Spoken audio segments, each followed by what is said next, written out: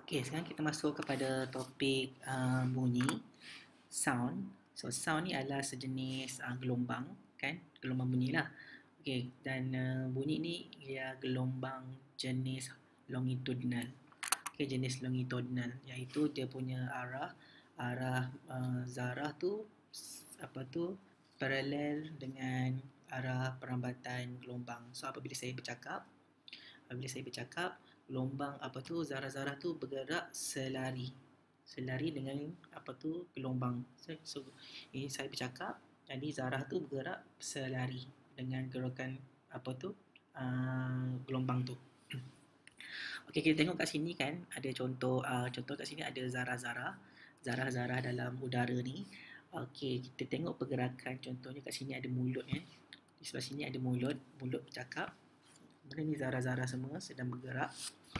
Okey. So, kita lihat bagaimana pergerakan zarah-zarah tu kan, dia bergerak secara selari dengan perambatan gelombang. Kat situ ada kedudukan kat sini, iaitu kedudukan yang kita panggil dia ruang sini adalah ruang reflection ataupun regangan, dan di sini ialah ruang compression, mampatan. Okey, kat sini ni area compression, ini area reflection. Okey, so kita ada dua kat situ. Jadi apabila kat sini compress, so dalam keadaan compress ni maknanya tekanannya tinggi, pressure high pressure, sebab zarah tu rapat-rapat. Lepas tu dekat sini area dia pressure rendah sebab dia jarang-jarang. Okey, sekarang kita tengok pergerakannya dengan lebih teliti. Itu kita tengok lagi semula kat sini.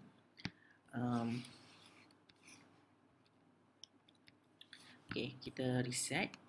Okey, tengok pada bahagian yang warna hitam ni. Okey, warna hitam ni kalau kita tengok kat sini, dia berada pada satu kedudukan tertentu. Amplitude dia kat sini, amplitude dia berada di sebelah kanan keseimbangan. So ini asalnya semua zarah ni katalah macam ni. Jadi selepas ada gelombang, dia kedudukan dia macam ni. Okey, kita ada dekat sini. Jadi kalau kita tengok dia punya graph displacement versus time, ini ialah titik keseimbangan. Dia berada di sini. Okey, lepas tu kan nanti kita akan tengok dia bergerak. Kita stepkan dia. Okey, so sekarang dia sedang berada di keseimbangan. Tengok keseimbangan. Lepas tu dia bergerak, berada di keadaan maksimum dia. So maksimum sebelah kiri. Lepas tu kembali ke asalnya. Kembali ke asal di sebelah sini. Okey, so ini menunjukkan bahawa zarah itu menepati simple harmonic motion. Jadi dia akan terus bergetar. Okey, gelombang longitudinal wave. Lepas tu kita tengok dari segi pressure dia pula, reset ya. Okey, so kita tengok saya kata tadi, kalau dikompres pressure dia tinggi. Kalau dikompres, mana zarah-zarah banyak, dia tinggi. Okey, dalam keadaan ini, kalau kita tengok kat sini kan, dia punya kat sini dia punya tu tak berapa compact dan dia berada dalam reflection. Okey, so kita tengok step. Okey, so kita tengok keadaan yang dia compress. Okey, so bila dia compress apabila zarah tu berada di tengah-tengah di titik keseimbangan sini, dan tekanan dia tinggi, pressure dia very high. Okey, and then dia berada dalam keadaan reflection tu kat mana? Okey. Okey. So kat sini keadaan dia reflection. Kalau kita lihat kan, bila dia ada dua keadaan, apabila dia berada dekat keseimbangannya, sama ada dia berada dalam keadaan pressure, high pressure ataupun low pressure. So tapi yang kita boleh tahu bahawa kat sini dalam keadaan ni low pressure. Kita patah balik.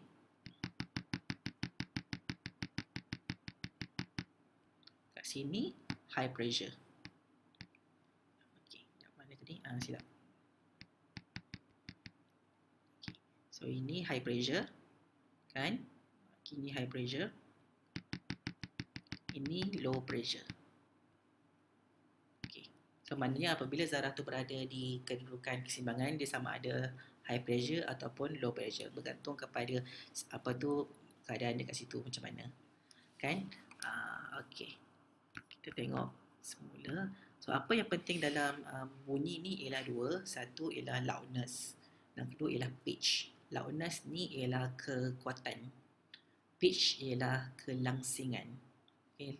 Kekuatan dan kelangsingan, loudness and pitch. So apa beza loudness dengan pitch ni ialah loudness ni bergantung kepada intensity bunyi. Okey, intensity tu pula bergantung kepada amplitude. Okey, so intensity ni bergantung kepada energy of the wave dan bergantung juga kepada amplitude of the wave. So pitch ni pula bergantung kepada frekuensi. Jadi kita lihat apa perbezaan loudness dengan pitch ni. Jadi saya buat satu kat sini, dengar betul-betul. Okey, kat sini. Okey. So lihat di sini saya dengarkan bunyi 1,000 Hz. So ni 1,000 Hz. Okey. Apabila saya kuatkan bunyi, di sini desibel di sini menunjukkan loudness. Loudness ni yang paling rendah, loud yang paling tinggi. Jadi kita lihat perbezaan bunyi loud dengan kurang loud, less loud. So this is loudness. Okay, beza loudness. Okay, kemudian saya nak tunjukkan anda bagaimana pula bunyi pitch. Okay, ini 1 Hz. Saya ubah kepada frekuensi yang lebih tinggi.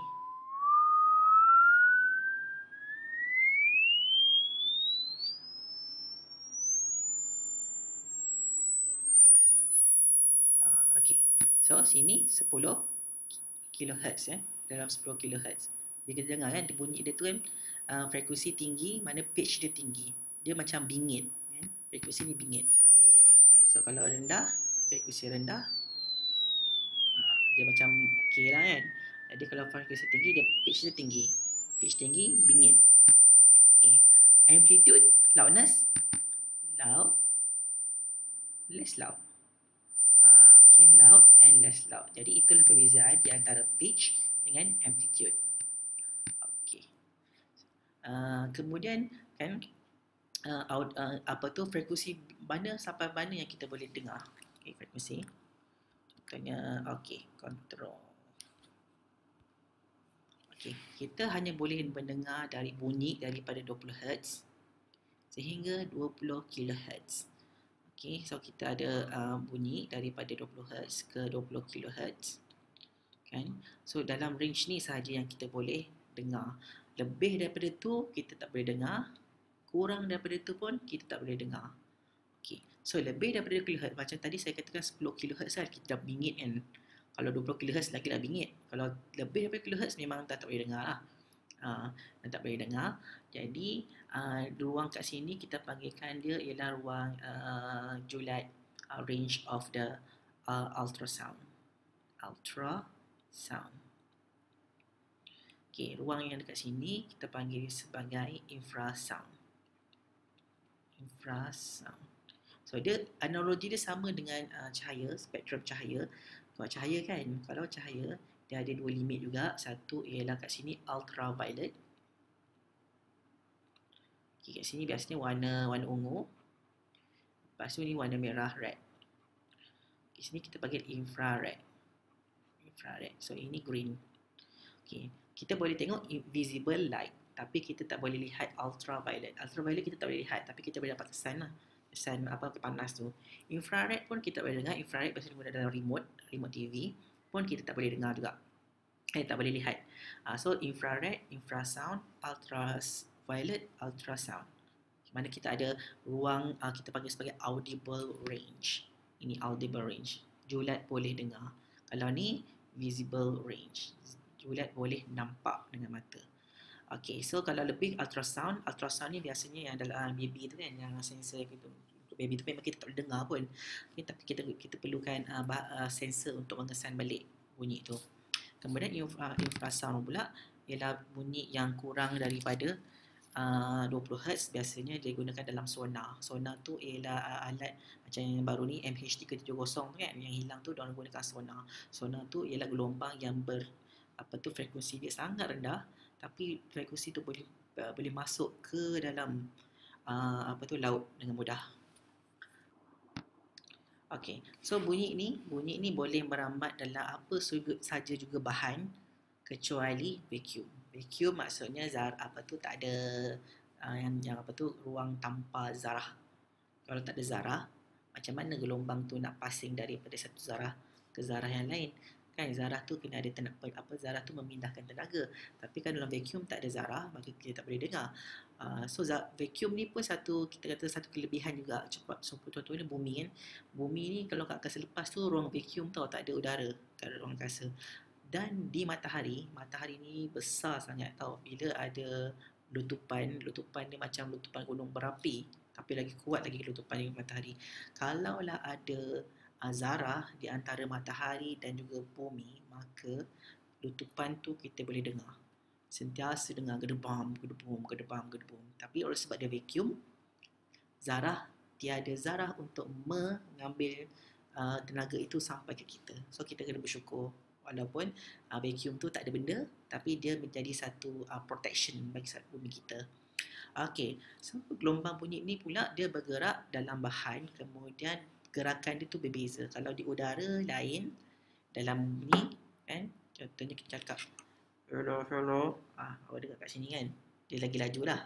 Okay, so biasanya yang ini yang bunyi lebih laju dalam solid, dalam pepejal. So sebab itu orang dulu bila dia nak tengok katalah ada orang datang kan, orang penyerang datang, dia dengar dulu di atas tanah, sebab degupan degupan kuda tu sampai dulu daripada kita nampak orang tu. Okay, sebab gelombang bunyi yang merambat di dalam bumi tu sampai lebih cepat. Okay. Okay, so kita boleh tengok kat sini juga bahawa dalam udara 343, pastikan pada suhu 20 darjah. Tahu? Suhu 20 darjah 343. Kalau dalam air yang sejuk, dia kurang pantas.